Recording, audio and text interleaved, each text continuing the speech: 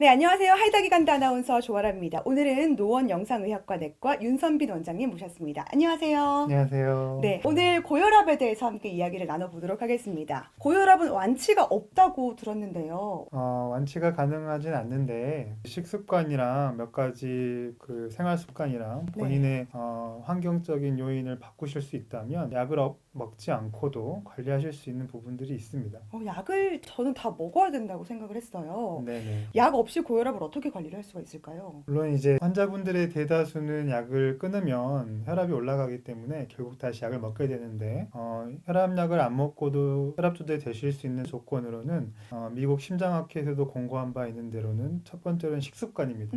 먹는 게 가장 중요하고 그 외에 생활 습관으로는 운동이나 체중 감량 아니면 술, 담배 뭐 이런 요인들이 관여할 수 있겠죠. 그럼 약 없이 관리를 할 수 있다고 말씀을 하셨는데 방법이 있다면요?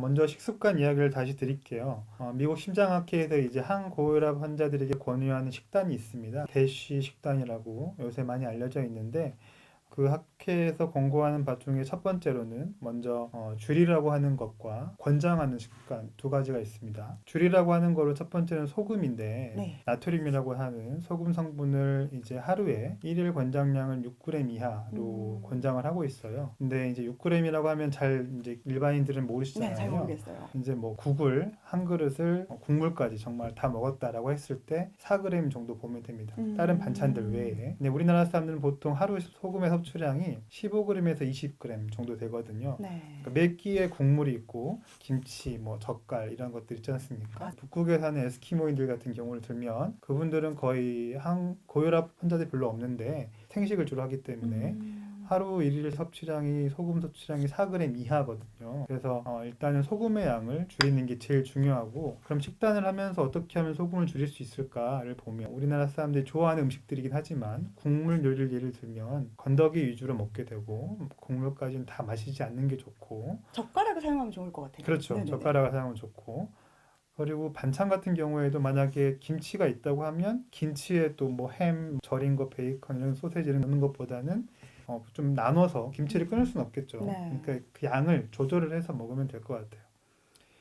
그래서 이제 소금을 일단 줄여야 되고 두 번째로 줄이라고 하는 거는 지방입니다. 그래서 이제 물론 지방이 필요하긴 하지만 저지방 식단을 주로 권유를 드리고 유제품을 먹더라도 저지방 우유가 있고 설탕, 단 음식도 좀 줄이라고 하는데 우리가 흔히 단짠이라고 하지 않습니까? 달고 짠 게 맛있긴 한데 그 양을 줄이는 게 그게 제일 힘든 일이죠. 그렇죠.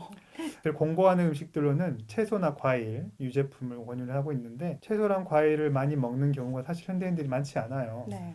근데 이걸 먹으면 왜 혈압이 떨어지냐? 그 안에 이제 칼륨이라는 성분이 있는데 먹게 되면 칼륨이 이제 나트륨을 배출해주는 역할을 하게 됩니다. 그래서 야채와 과일들을 꾸준히 내가 하루에 얼마나 먹고 있는지 생각을 하면서 먹는 게 좋을 것 같고 단백질 같은 경우는 고기를 먹지 말라는 이야기는 아닙니다. 고기를 먹되 살코기 위주의 예를 들어 닭가슴살 같은 퍽퍽살이라고도 하죠. 지방기 없는 음식을 권유를 드리고 생선은 적극 권유하는 바입니다. 네. 먹어야 될 게 참 많습니다. 습관을 들이는 게 참 중요한 것 같습니다. 네. 그럼 식습관 이렇게 자세하게 알려주셨는데 식습관 이외에도 또 운동 같은 것도 있잖아요. 네, 화면을 보시면 생활 습관 개선이 여러 가지 측면이 있는데 먼저 체중 감량입니다. 본인의 그 현재 몸무게에서 10kg을 감량했을 경우에 혈압을 5에서 20mmHg 이상 감량할 수 있고 그리고 아까 말씀드린 식이 과일, 채소와 저지방 식단 이걸로써 8에서 14 정도 감소가 가능하고 소금을 아까 말씀드린 대로 하루 6g 이하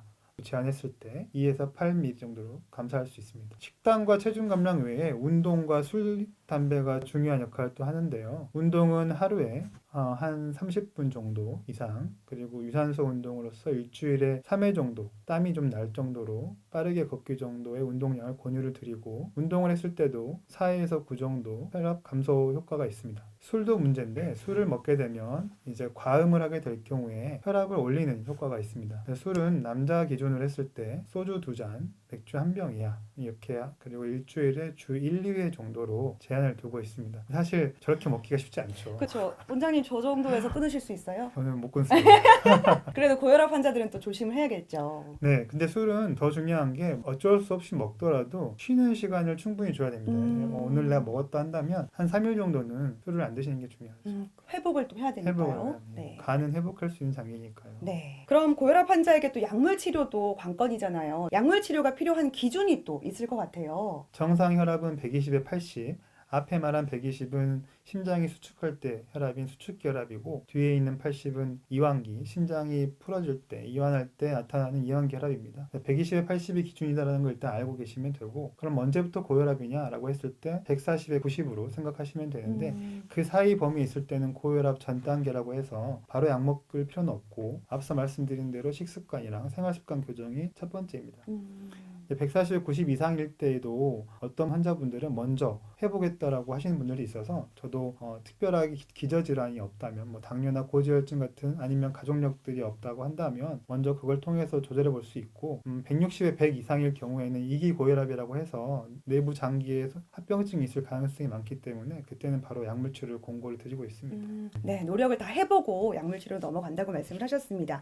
고혈압 환자들에게 당부드리고 싶은 말씀이 있으시다면 약을 한번 먹게 되면 끊을 수 없지 않냐, 그리고 약 먹으면 부작용이 있지 않냐 이렇게 합병증들을 걱정하시는데 제가 말씀드린 대로 바로 먼저 약 먹는 건 아니지만 생활습관 교정과 음식 습관 조절이 어렵다고 한다면 약물 치료로 인해서 얻을 수 있는 이득이 그걸 하지 않음으로써 얻게 되는 우리 몸의 손상을 비교했을 때 훨씬 더 크기 때문에 너무 걱정하지 마시고 의사와 전문의와 좀 상의를 했으면 좋겠습니다. 네, 전문의를 믿고 함께 하시라고 진심 어린 조언을 해주셨습니다.